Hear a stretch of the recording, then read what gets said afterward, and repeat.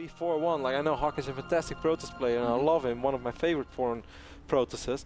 But still, I didn't expect him to be 4-1, maybe 3-2. But anyways, man, MorroW is, of course, our red Terran in the left bottom side of the map, still playing on the mouse. MorroW is, of course, not representing mouse anymore, currently part of Apex Esports. Well, I'm not sure what's going on over here, but no worries. And Liquid Red is, of course, our blue Dodge Zerg, spawning on the right top side of Daybreak. Currently also involved in a streaming project, and his project is currently... To quit smoking. Yep. So, You're in a different game than me. You're watching Mass of His Red again, man. That's what the producer's trying to tell me. This game is not live, guys. It's been played earlier, either today or maybe yesterday. I'm not sure, but it's a very fresh game. As you guys can see, we do definitely think I stepped it up, Ben. This week we had very, very few walkovers, maybe 1 or 2. And actually not a single walkover. Maybe 1 or 2 games were postponed. I'm glad that everything is coming back to normal, and we can provide you the amount of games that you are used from us here at the North American Star League, where of course we are supposed to have 4 best of 3s a night, and we've been living up to that for the last few broadcasting nights. Yeah, man, I want to give a huge shout out to Ken Silva, our new league admin here at the North American Star League. Who does not steal chairs and does his job. Well, that... okay, that's one way to say it. Of course, our previous league admin moving on to new adventures. No, we wish Duran all the best. Some people might have a weird view of Duran because he was caught up in a few things once upon a time, but we wish him all the best at CSL. I think CSL is a super exciting project, and I do wish Duran all the best. So Duran now doing that full time, no longer working here at the North American Star League. Ken has stepped in and has done a fantastic job. I don't think we've had a single walkover since he's started. Maybe one game. Today Dongregu was postponed, but as we mentioned earlier today, guys, Dongregu was supposed to play against... this is kind of an important game. Hawk, but... Oh, Arthur tonight. Oh yeah, Arthur, our Korean Protoss player, former Slayers member Arthur. But Dongregu asked us to please, if he could play that game a little bit later, as he was going to travel to the OSL studios, and he had to play, or he is going to play against MC. Is it today or no? It's the 20th. Yeah, actually it is today. 26th. MC? You mean? No, Dongregu against Rain, of course. Yeah, Rain. Sorry. Man, that's going to be a sick game. If you love StarCraft, you're better going to watch that. In any case, Dongregu asked us to postpone his match. And of course, if you ask us in time, Ben, you can always get away with that. Absolutely. Certainly in the case of Dongregu. This guy wants to win an OSL. We're not going to reveal his builds. No. You're going to probably need it for your secrets if you're going to have to play against Rain, because Rain is just a god. Who do you think is going to win that? I think Rain. I think DRG. Really? You want to bet? Dongregu. Nobody. Dongregu. Rain does just not lose games, man. I don't know if you're aware of this. Well, at least PvP and PvT rarely. He did lose, of course, against MVP, but... DRG's the best, man. Rain is the best player in the world. Triple Orbital over here, man, for MorroW. He has double refinery as well, so he's going to be so low on units. MorroW is a little bit crazy, or cray. 3 Marines are going to walk to the front of this ramp. 4 links from Red running around. Red once more, currently 1-4 in best of 3s. MorroW 1 and 5. If you want to stay in the league, man, if you want to be part of the NASL Season 5, you're really going to have to start winning some games. And talking about still Season 4, man, let's talk about our finals one more time before the action really kicks in. That's right, guys. Our final coming up very quickly. 9-week regular season followed by wild card playoffs and ultimately the grand final, which will be held this year in Long Beach, California. So you guys can come on out, enjoy some sunshine, sit on the beach, have a cocktail with Roti and me, and then come watch some great StarCraft. If you guys come, I will have a cocktail with each and every one of you. That's actually true. You know I can do it. The event will be held in the Center Theater in Long Beach, which only seats about 850 people, which is right in line with what Kev usually drinks on a night out. Nah, over the course of a weekend, man. Let's not exaggerate. Couple of creep tournaments. Red doing a good job spreading a little bit of creep already in this early phase of the game. But now I'm super excited about our finals, Ben. I can't wait. I think it's going to be awesome. Make sure to check out our website, nasl.tv, as Ben already said, because there's a limited amount of tickets this time. It's not going to be as big, or at least like audience-wise, it's not as big. It's going to be a cozy event. Yeah. But it's going to be a really fun and spectacular event. I promise you guys should all try to come out. I'm so curious to see who's going to make it to our offline finals, Ben. fans and players included. NASL.tv, where you can sign up for early access to ticket sales. It's really important, guys, if you know that you're going to come, that you sign up for that early access, because we don't want to disappoint you. We do expect those tickets to go pretty fast. As they went last season. Canadian fans were awesome, and Man, obviously Canada. a lot of people were a little bit sad that we're not going back to Canada, but I can guarantee you guys that we love Canada and we had an awesome time in NASL Season 3, and I can only imagine that one day we will go back to Canada. It is a guarantee that we will be back. I can also spoil you guys and say that we were looking at Seattle and at Vancouver. Seattle is actually in the US, but I know, but it's right across the border. Which would, I mean, it's really doable for Vancouver fans. So those are two of the spots that we were looking at and that we probably will be at in the future. So 52 drones already for Red Band. No drones over here, so he's going to be fine for now. We see MorroW opening up with Hellions and Banshees. Red has a pretty decent map control right now. He has a couple of Queens, has Overlord in good positions. Spots the amount of Hellions over here by MorroW. We see Armories going up, Ben, so we might see Roach drop once more. Loving it, Kev, and this is something that Zergs have just sort of figured out. Even though he's upgrading melee attacks, he's working on double leaf chamber and he's upgrading melee. So it might not be totally sure. So Red might be playing. Red might want to play Muta. And you can make Muta work against mech too, Kevin. But you have to perhaps be a little bit surprising with it. Like not reveal it immediately, but it's going to be hard to keep a Spire as a surprise when Mutas are flying around. I mean when Banshees are flying around, and obviously you are going to use Mutalist to deal with the Banshees while we are slightly distracted as the lights are going off over here.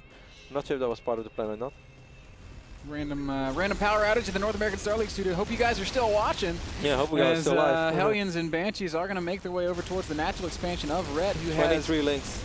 23 lings and a couple of queens out on the map. That is all now. With good control, with a good surround, that is enough. Overseer doing more so Red can scout and see exactly what he's playing against. Still no Spire down, still no Roach down. Spire is actually down right now, Ben. Spire is morphing. Oh, you're right. Just having been started. Yep. So far, Red still did not take any economical damage, man. He's up 17 workers. On the other side, I must say, MorroW's up to 3 orbitals pretty early on as well, though. He's going to be able to deal. He's going to be able to push the creep back a little bit. And with these Banshees and all these Hellions, it's going to be pretty scary for Red to engage this. Yes, he has 49 links, but you have to engage properly because with all these Hellions. MorroW knows exactly what he's playing against, though, and he knows that if he commits that he's going to probably lose all those Hellions, and he does not want to do that. I think it's so smart and perceptive of MorroW to back up. But on the other end, though, Ben, he let Red go uncontested right now, up to 78 drones. Don't joke about ghosts when there's a skull on when there's a skull on the desk. Freaks me out. I had no idea that you were this, like, I wouldn't use the term scaredy, but like, I didn't realize that you, like, do you like haunted houses and stuff? No. I think we should take Roddy to a haunted house. Nope. Like, I really hate haunted houses. Like, in a I like a haunted house in in the theme park. That's fine, you know. That's not. But there are like some of these myth stories about this one weird old house, which once upon a time a serial killer lived who killed his entire family, and his ghost is still flying around in the house. Like then, like people are like, yeah, let's go in. I would never go in. No way, man.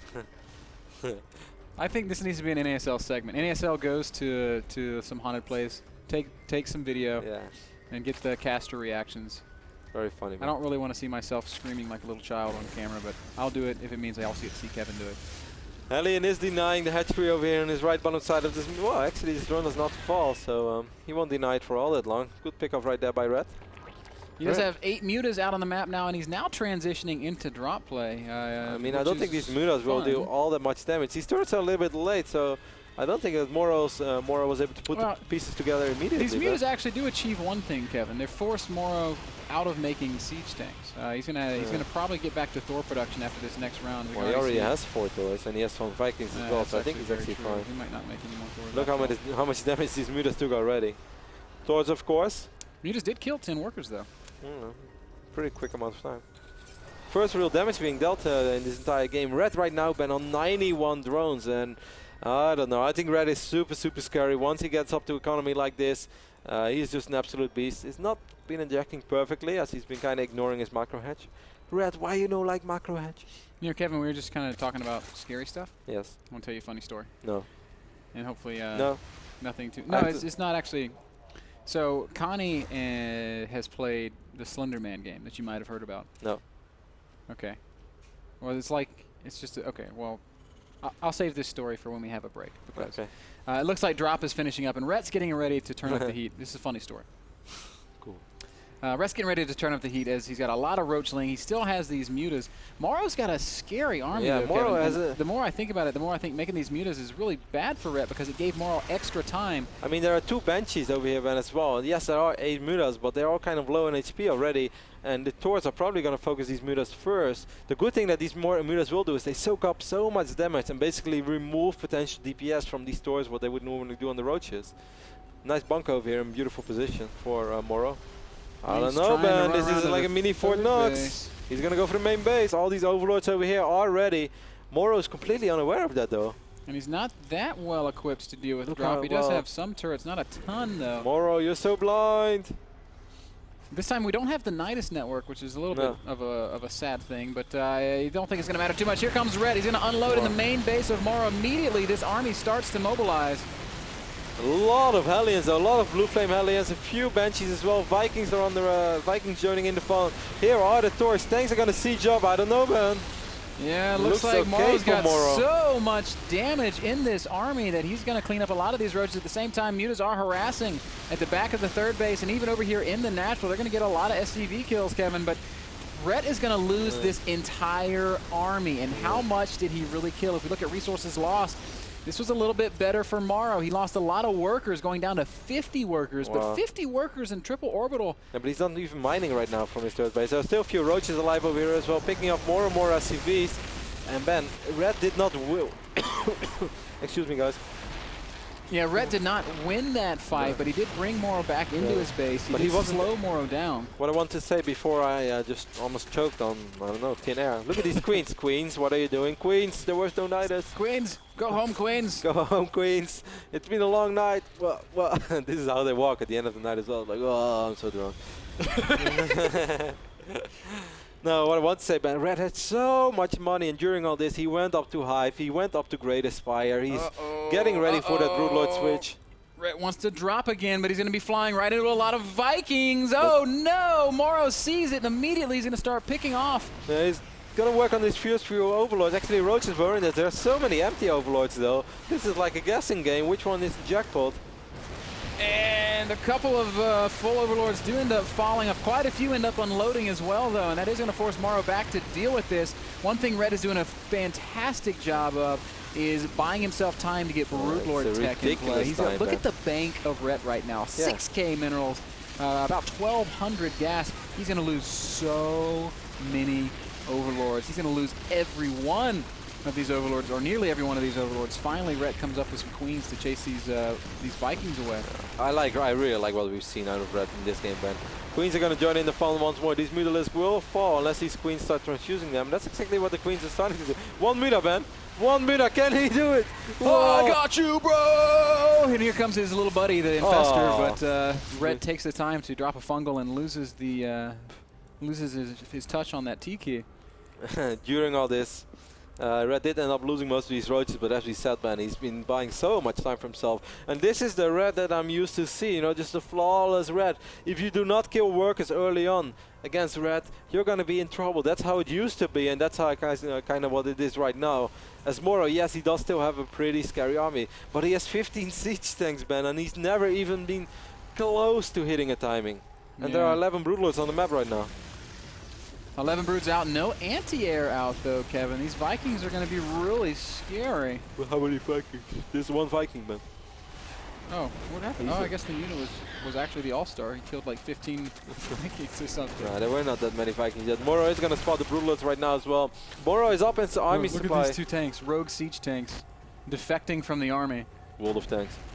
My mom said I could be anything. I said I want to be a Zerg. I want to be a hit squad tank. They're like silly siege tanks. Boom, boom, boom, boom. They're actually going to kill this hatchery. Red's not even sending anything down there until a couple of Roaches show up. Drone's going to come off the line, but that hatch will fall. Now, I suppose the argument here is that those tanks aren't that useful right now because of this number of Broodlords that are out, so it's going to free up supply for some more Vikings. Yeah, but he still has 19 siege tanks. He was up to 15. Apparently 5 more popped. So it's really time that he starts losing some. Red knows it. Red's like not even going to kill him. He's like, all right, you can just have that base. Oh, here come the Broodlords. Yeah, they'll clean this up. Cool. So now we are in that late game stage here with the meching player against the Broodlord Infestor player. I would like to see Red just go on and attack Ben. I think he's giving MorroW a bit too much time to at least have some sort of a chance. I still don't think it's really going to matter, as Red is so much richer than MorroW. And MorroW has so much user supply. Well, Red, don't sacrifice Infestors. I know you're rich, but he's going to end up... Well, okay, only ends up losing one. Takes a lot of damage on the other two, but as long as they're still able to drop a fungal later on. As long as they love you. MorroW moving around the bottom half of the map now as Red's trying to take 6 and 12 at the same time. Of no course, Daybreak, though. Very hard to expand to these middle expansions. Ends up losing on one oh no! Siege Tank's gonna shoot at these Infestors. One Infestor will fall. What Second are you doing, Infestor. Red? He's gonna lose all of his Infestors. Wow. 2 of them will live to fungal another day, but these Vikings are getting quite a few shots off on these Broodlords as well. And Red still has a close to invincible army, Ben, and it's still looking very good for him as he's so incredibly rich. But he's not playing a flawless game over here. No, 5 Vikings at a time for MorroW, who is beginning to transition into Ravens, Kevin, and Seeker Missile Red is very good. Once more, lost at least one Infestor over here. I think it was only one. I like that MorroW's recycling tanks like this. He's not getting tons and tons of kills, but he's denying that critical 5th base. He's really slowing Red down, and he's not dumping all of his army and then having nothing for a period of time. He's slowly transitioning out of tanks into a sort of Sky Terran. 15 Broodlords right now, Ben, on the map. We still have 13 Corruptors against 11 Vikings and 5 Thors. But as you said, Ben, the Ravens are pretty scary. If those Ravens would hit big time on the Corruptors, the Vikings might be able to win the air fight. How many Infestors do we have on the map? Only 5. That's not an insane amount. So many Broodlords. Yeah, with 15 or 16. So I think a big problem 16. that Red often had in PvZ is that he just made too many Broodlords. This is maybe not too many, but it is a whole hell of a lot, as we are going to see a fight right now. Where are the Ravens? I don't think they have enough energy for Seeker Missile. They don't. Really unfortunate. Perfect time for Red to attack. Vikings being microed back. Thors not dealing that much damage, and a great job by Red using Transfusion and his Queens to keep these Broodlords alive. Would have loved to see a couple of missile turrets from MorroW, so he had something to fall back on. 17 Corrupted right now, Ben, and now Red doesn't have to worry about losing this air battle ever. Even though he's losing 2 or 3 Broodlords over here, he has 17 Corrupted. You need an insane amount of Vikings to deal with that. Yeah, or an insane amount of Seeker Missile, and unfortunately there's only 2 Ravens out on the map, so that's not going to really be an option. Red has denied this central expansion. He's going to float over to the top left now. And this is the strength of Broodlord Infestor, Kevin. This is the strength of the 4 supply Broodlord. Red is not really mining a whole lot right now. Surprised how few he's mining. Well, you know, MorroW's continued to deny expansions. He's got another tank in the bottom right. So that's one thing MorroW has going for him, if somehow he can kill this army. I hear Seeker Missiles, but I'm not sure on what. The Corruptors is still going to town on these Vikings. Fungals will land, and eventually MorroW ends up losing all of these Vikings. MorroW doesn't have a bank to fall back on, unlike Red. Yes, Red lost quite a few hatcheries, but it just doesn't really matter. MorroW calls GG, and Red takes game number 1 on Daybreak. I must say, Ben, I mean, a good game by Red early on, but like MorroW let him get up to that insane drone count, completely uncontended. You said it was a good move by MorroW to not just go in with those Hellions, sacrifice them, which might be true to some degree, but if you don't do anything about Zerg economy, it's... I mean, I don't know that sending those Hellions in would have been the right answer. Maybe he should have found some other way to do some damage to Red. I thought MorroW played a pretty solid game, but I mean, it's the super late game Zerg army that is so really hard to deal with. But it was also the bank of Red. Like, Red was so much richer than MorroW. He had so much money. He was very, very rich. Great job by Red, though, locking up game number 1. We're going to move to Ohana for game 2. That last one brought to you guys by Cooler Master and their fine line of gaming peripherals, including keyboards, mice, cases, and more. Cooler Master-USA. What's going on? Camera 5. Ah. I was so confused. Yeah, the cameras are moving around. I was like, where's this hidden camera? Oh, there it is. Cooler Master-USA, where you can pick up your own Cooler Master gear. Guys, we're going to take a short break. Game 2, Red MorroW. Possibly our last game of the night. Coming at you when we get back.